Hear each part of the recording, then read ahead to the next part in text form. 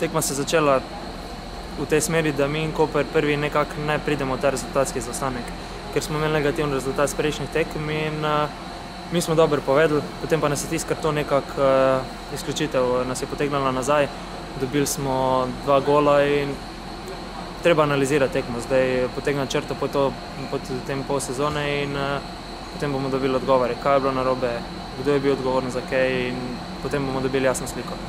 Lovili smo se, kar lep čas. Prejšnjo tekmo nas je bilo par odsotnih, zdaj smo se nekateri vrnili, so drugi odpovedali.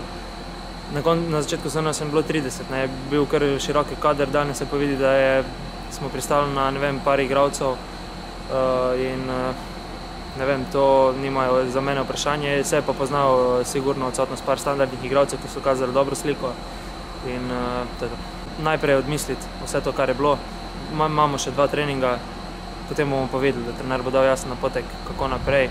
Kaj bojo prinesli pa prihodnji dne, bomo pa vedeli, to je vprašanje za drugo.